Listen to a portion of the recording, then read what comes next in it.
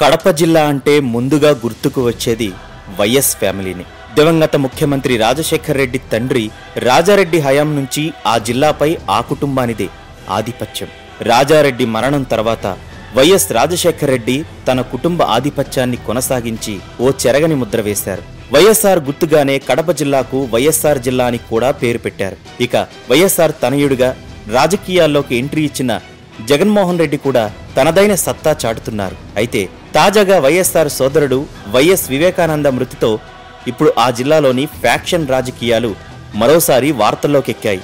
ఎన్నికలకు ముందు రాజారెడ్డి హత్య, ఎన్నికలైన కొద్ది రోజులకే రాజశేఖర్ రెడ్డి హెలికాప్టర్ ప్రమాదంలో అనుమానాస్పద మృతి, మళ్లీ ఎన్నికలకు ముందు వివేకానందరెడ్డి హత్య, ఇవన్నీ మరోసారి చర్చనీయాంశమయ్యాయి. ఈ నేపథ్యంలో రాజారెడ్డి, రాజశేఖర్ రెడ్డి, వివేకానందరెడ్డి ఎలా చనిపోయారు, అసలు కారణాలేంటి ఈ వీడియోలో చూద్దాం. వైఎస్ రాజారెడ్డి ఈ పేరు చెప్పగానే దివంగత మహానేత వైఎస్ రాజశేఖర్ రెడ్డి తండ్రి అని గుర్తుకొస్తారు. ముఖ్యంగా రాయలసీమ ప్రాంతంలో రాజారెడ్డి అంటే తెలియని వారుండరంటే అతిశయోక్తి కాదు. ఆ సమయంలో ఫ్యాక్షన్ పడగ విప్పి బుసలు కొట్టేదని అంటుండేవారు. 1998 మే 23న వైఎస్ రాజారెడ్డి హత్య జరిగింది. రాజారెడ్డి హత్య జరిగినప్పటికీ ఉమ్మడి ఆంధ్రప్రదేశ్లో వైఎస్ఆర్ పీసీసీ అధ్యక్ష హోదాలో ఉన్నారు. రాజారెడ్డి హత్య జరిగిన మధ్యాహ్నం ఆ రోజు భారీగా వర్షం రావడంతో ఇడుపులపాయలోని వ్యవసాయ క్షేత్రాన్ని చూసేందుకు రాజారెడ్డి తన అనుచరులతో కలిసి వెళ్లారు. మధ్యాహ్న సమయంలో తిరిగి జీపులో ఇంటికి వస్తున్న సమయంలో దాడి జరిగింది. వర్షం నీరు కారణంగా వేముల సమీపంలోని కల్వట్టు దగ్గర జీపు స్లో అవగానే ప్రత్యర్థులు దాడి చేశారు. తొలుత బాంబులు విసిరారు. జీపు డ్రైవర్కు తీవ్ర గాయాలయ్యాయి. మరో బాంబు జీపు అద్దాలపై పడింది. మూడో బాంబు నేరుగా రాజారెడ్డి తలకు తగిలింది. అనంతరం వేట కొడవళ్లతో దాడి చేశారు. దీంతో రాజారెడ్డి ప్రాణాలు కోల్పోయారు. అలా వైఎస్ రాజారెడ్డిని ప్రత్యర్థులు దారుణంగా హత్య చేశారు. రాజారెడ్డి హత్య వార్త విన్న పులివెందుల, కడప జిల్లాతో సహా రాయలసీమ అట్టుడికింది. ఉద్రిక్తతలు పెరిగాయి. ఫ్యాక్షన్ గ్రామాల్లో వేడి రాజుకుంది. ఈ హత్య ముమ్మాటికి టీడీపీ నాయకులే చేయించారని కాంగ్రెస్ నేతలు ఆరోపించారు. ఆ సమయంలో సీఎంగా చంద్రబాబు నాయుడు ఉన్నారు. ఇక రాజారెడ్డి హత్య అనంతరం ఆయన అనుచరులు ప్రత్యర్థులపై ప్రతిదాడికి సిద్ధమైన సమయంలో సీన్లోకి ఎంటర్ అయిన వైఎస్ వారిని సంయమనం పాటించాలని వారించారు. ఉద్రిక్తతలను తగ్గించేందుకు శక్తివంచన లేకుండా కృషి చేశారు. అప్పటికే సీఎం కుర్చీ కోసం ఏళ్లుగా ఎదురు చూస్తున్న వైఎస్ ఫ్యాక్షనిస్ట్ ముద్ర నుంచి అప్పుడప్పుడే బయటపడుతున్నారు. రాజారెడ్డి హత్య తర్వాత ఫ్యాక్షనిజాన్ని ప్రోత్సహించి ఉంటే ఆయన రాజకీయ జీవితం ఆనాడే ముగిసిపోయేదేమో అంటారు నాటి ఘటన గురించి తెలిసిన వాళ్ళు. కాగా రాజారెడ్డి హత్య కేసులో 16 మందిని సిఐడి నిందితులుగా చేర్చింది. 13 మందికి యావజ్జీవ శిక్ష పడింది. పెర్ల సోమశేఖర్ రెడ్డి, పెర్ల శేషారెడ్డి, అన్నారెడ్డి సాంబశివారెడ్డి, అన్నారెడ్డి శ్రీనివాసులరెడ్డి, పెర్ల రామాంజనేయరెడ్డి, పెర్ల రామకృష్ణారెడ్డి, పోరెడ్డి విశ్వనాథరెడ్డి, వడ్డెరపు ఓబయ్య, పల్లె వెంకట్రామరెడ్డి, లక్ష్మీరెడ్డి, రాగిపిండి సుధాకర్ రెడ్డి ఆ కేసులో నిందితులు. వీరిలో రాగిపిండి సుధాకర్ రెడ్డి కొద్ది నెలల కిందే సత్ప్రవర్తన కింద విడుదలయ్యారు. ఇక వైఎస్ రాజశేఖర రెడ్డి విషయానికి వస్తే జననేతగా, మహానేతగా ఆయన ప్రస్థానం మరువలేనిది. తన పాదయాత్రతో కాంగ్రెస్ పార్టీకి పునర్వైభవం తెచ్చిపెట్టిన నాయకుడాయన. పేదవాడి కళ్లల్లో ఆనందాన్ని నింపిన మహానేత ఆయన. వరుసగా రెండవసారి పదవిలోకి వచ్చిన తర్వాత కాంగ్రెస్ పార్టీని మరింత బలోపేతం చేయాలని ఆయన భావిస్తున్న సమయంలో ఆయన మరణం సంభవించింది. అది 2009 సెప్టెంబర్ 2. ఉమ్మడి ఏపీలో భారీ వర్షాలు కురుస్తున్న సమయం. కాంగ్రెస్ ప్రభుత్వం ప్రతిష్టాత్మకంగా చేపట్టిన రచ్చబండ కార్యక్రమం కోసం బయలుదేరారు ముఖ్యమంత్రి వైఎస్. వాతావరణం అనుకూలంగా లేదని అధికారులు వారిస్తున్నప్పటికీ హెలికాప్టర్లో చిత్తూరు జిల్లాకు బయలుదేరారు. కానీ ఆ ప్రయాణమే ఆయన జీవితంలో చివరిదిగా మారుతుందని ఎవరూ ఊహించలేదు. గంటలు గడిచినా దొరకని ఆచూకీ. వైఎస్ బయలుదేరిన కొద్ది సమయానికే హెలికాప్టర్తో సంబంధాలు తెగిపోయాయి. దీంతో అధికార యంత్రాంగంలో కలవరం మొదలైంది. వెంటనే ఆయన ఆచూకీ కోసం గాలింపు మొదలుపెట్టారు. కానీ గంటలు గడుస్తున్న కొద్దీ ఆయన జాడ చిక్కలేదు. వర్షం కారణంగా ఆయన ఎక్కడో ఓ చోట ల్యాండ్ అయి ఉంటారని అంతా ఊహించారు. కానీ 12 గంటల తర్వాత ఓ బ్యాడ్ న్యూస్. వైఎస్ ప్రయాణిస్తున్న హెలికాప్టర్ ప్రమాదానికి గురైనట్లు తెలిసింది. దీంతో ఆయనకేమైందన్న ఆందోళన అందరిలో తీవ్రమైంది. రాష్ట్ర పోలీసులు సహా కేంద్ర బృందాలు రంగంలోకి దిగాయి. చివరికి 25 గంటల తర్వాత హెలికాప్టర్ ఆనవాళ్లు లభించాయి. ప్రమాదంలో వైఎస్తో పాటు మొత్తం 5గురు హెలికాప్టర్ ప్రమాదంలో మరణించారు. ప్రమాదం దాటికి వైఎస్ ఆనవాళ్లు కూడా లేకుండా శరీరం తునాతునకలయ్యింది. 2009 సెప్టెంబర్ 2న జరిగిన ఈ ఘటనను అందరూ ప్రమాదం అనుకున్నారు. కానీ రాజకీయాలని దగ్గర నుండి చూసిన వాళ్లు మాత్రం ప్రీప్లాన్డ్ మర్డర్ అని అంటుంటారు. వైఎస్ రాజశేఖర రెడ్డి మరణం గురించి ఇప్పటికీ అనేక పుకార్లు ఉన్నాయి. వైఎస్ మరణం ప్రమాదవశాత్తు జరిగింది కాదని, అది హత్య అని చాలామంది వాదిస్తుంటారు. అప్పట్లో రష్యా వెబ్సైట్ ఒకటి ఈ అంశంపై ఓ కథనం ప్రచురించడం, దానిపై ఉమ్మడి ఆంధ్రప్రదేశ్లో తీవ్ర దుమారం రేగడం, రిలయన్స్ సంస్థ ఆస్తులపై దాడులు జరగడం, ఒక ఛానల్ చీఫ్ ఎడిటర్పై కేసు పెట్టి అరెస్టు చేయడం వంటి ఘటనలు కూడా జరిగాయి. ఇక వైఎస్ ప్రయాణిస్తున్న హెలికాప్టర్ ప్రమాదవశాత్తు కూలిపోలేదని, వైఎస్ మృతిపై అనుమానాలు ఉన్నాయని సాక్షి పత్రిక, వైఎస్ జగన్ అప్పట్లో బాగా హడావిడి చేశారు.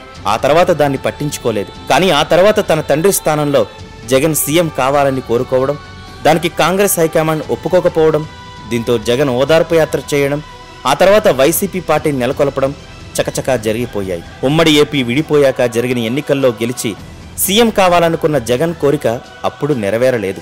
కానీ ఇప్పుడు మరికొద్ది రోజుల్లో జరగబోతున్న ఎన్నికల్లో విజయం సాధించాలని జగన్ పట్టుదలగా ఉన్నారు. అలా ఎన్నికలకు మరికొద్ది రోజులు ఉన్న తరుణంలో వైఎస్ఆర్ తమ్ముడు జగన్ బాబాయ్ వివేకానందరెడ్డి దారుణ హత్య ఇప్పుడు రాజకీయంగా పెద్ద దుమారం రేగుతోంది. ఉమ్మడి ఏపీ రాష్ట్రానికి చెందిన దివంగత ముఖ్యమంత్రి వైఎస్ రాజశేఖర రెడ్డి తండ్రి వైఎస్ రాజారెడ్డి గతంలో ఎన్నికలకు ముందు హత్యకు గురయ్యారు. తాజాగా వైఎస్ఆర్ సోదరుడు వైఎస్ వివేకానందరెడ్డి కూడా ఎన్నికలకు ముందే హత్యకు గురి కావడం సంచలనం కలిగిస్తోంది. మాజీ ముఖ్యమంత్రి వైఎస్ రాజశేఖర రెడ్డికి వివేకానందరెడ్డి చిన్న తమ్ముడు. వైసీపీ అధినేత జగన్కు ఆయన స్వయానా బాబాయ్. వైఎస్తో పాటు కాంగ్రెస్తోనే రాజకీయ జీవితాన్ని వివేకానందరెడ్డి ప్రారంభించారు. 1999లో కడప ఎంపీగా ఆయన గెలిచారు. 2004లో కూడా ఎంపీగా గెలిచి కడప ప్రజలకు సేవలందించారు. ఆ తర్వాత వైఎస్ రాజశేఖర రెడ్డి కుమారుడు జగన్ రాజకీయ రంగ ప్రవేశం చేయడంతో ఆ సీటును త్యాగం చేశారు. 2009లో జగన్ కడప ఎంపీగా పోటీ చేసి గెలిచారు. అదే ఏడాది వివేకాను ఎమ్మెల్సీ పదవి వరించింది. ఆ తర్వాత హెలికాప్టర్ ప్రమాదంలో వైఎస్ మరణించిన తర్వాత కాంగ్రెస్ నుంచి రోసయ్య, ఆ తర్వాత కిరణ్ కుమార్ రెడ్డి అనూహ్యంగా ముఖ్యమంత్రులయ్యారు. 2010లో కిరణ్ క్యాబినెట్లో వైఎస్ వివేకానందరెడ్డికి వ్యవసాయ శాఖ మంత్రి పదవిని చేపట్టారు. ఆ తర్వాత 2 ఏళ్లకే కాంగ్రెస్కు జగన్ గుడ్ బై చెప్పారు. వైఎస్ పథకాలకు కిరణ్ కుమార్ రెడ్డి ప్రభుత్వం తిలోదాకాలిస్తోందంటూ కాంగ్రెస్పై ఫైర్ అయ్యారు. కాంగ్రెస్ ద్వారా వచ్చిన పదవులకు రాజీనామా చేసి సొంత పార్టీ పెట్టుకున్నారు. స్వయానా అన్న కుమారుడు సొంత పార్టీ పెట్టుకున్న వైఎస్ వివేక కాంగ్రెస్ను మాత్రం వీడకపోవడం అప్పట్లో సెన్సేషన్ అయ్యింది. జగన్కు మద్దతుగా మరికొంతమంది ఎమ్మెల్యేలు కాంగ్రెస్కు గుడ్ బై చెప్పేశారు. దీంతో ఆ ఏడాది ఉప ఎన్నికలు వచ్చాయి. దీంతో తన బలమెంతో నిరూపించాలని వైఎస్ వివేక నిర్ణయించుకున్నారు. పులివెందుల్లో వైఎస్ విజయమ్మపై పోటీ చేసేందుకు సిద్ధమయ్యారు. 2011లో వచ్చిన ఉప ఎన్నికల్లో పులివెందుల్లో వైఎస్ఆర్ కాంగ్రెస్ పార్టీ నుంచి విజయమ్మ పోటీ చేశారు. కాంగ్రెస్ నుంచి వైఎస్ వివేకానందరెడ్డి బరిలోకి దిగారు.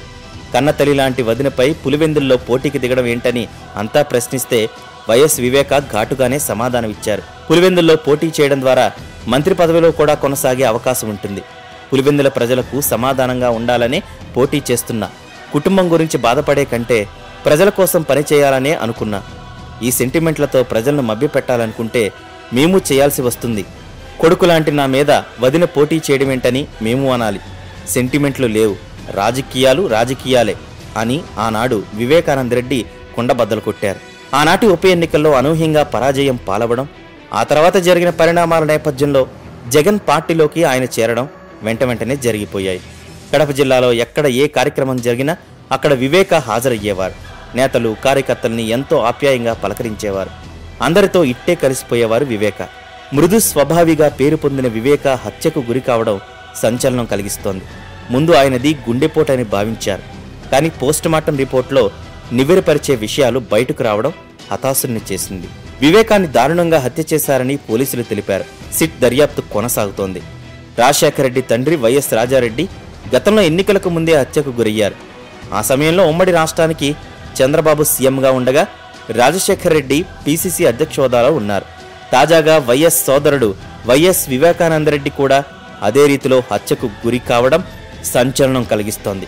ఇప్పుడు అలాంటి పరిస్థితే చంద్రబాబు పాలనలో వైఎస్ జగన్ ప్రతిపక్షంలో ఉన్నారు.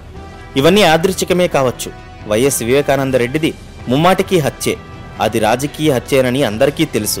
సౌమ్యుడు, మృదు స్వభావి అయిన వివేక హత్యను రాజకీయం చేయడాన్ని ఆయన అభిమానులు జీర్ణించుకోలేకపోతున్నారు. మా తాత, తండ్రి, బాబాయి ముగ్గురిని బలి తీసుకున్నది టీడీపీయేనని జగన్ ఆరోపిస్తుంటే ఎన్నికల వేళ సొంత బాబాయ్ హత్యను కూడా రాజకీయం చేస్తున్నారంటూ టీడీపీ విమర్శిస్తోంది. ఏదేమైనా వైఎస్ ఫ్యామిలీకి చెందిన 3 ప్రముఖుల వ్యక్తులు మననం మాత్రం నిజంగా బాధాకరం. ఈ వీడియో మీకు నచ్చినట్లయితే లైక్ చేయండి, షేర్ చేయండి. మరిన్ని ఇంట్రెస్టింగ్ అప్డేట్స్ కోసం సోషల్ పోస్ట్ యూట్యూబ్ ఛానల్ని సబ్స్క్రైబ్ చేయడం మాత్రం మర్చిపోకండి. ఎప్పటికప్పుడు వీడియోలు నోటిఫికేషన్గా రావాలంటే పక్కనే ఉన్న బెల్ బటన్ కూడా ప్రెస్ చేయండి. మా సోషల్ పోస్ట్ యూట్యూబ్ ఛానల్ని ఇన్స్టాగ్రామ్, ట్విట్టర్, ఫేస్బుక్లలో కూడా ఫాలో అవ్వచ్చు.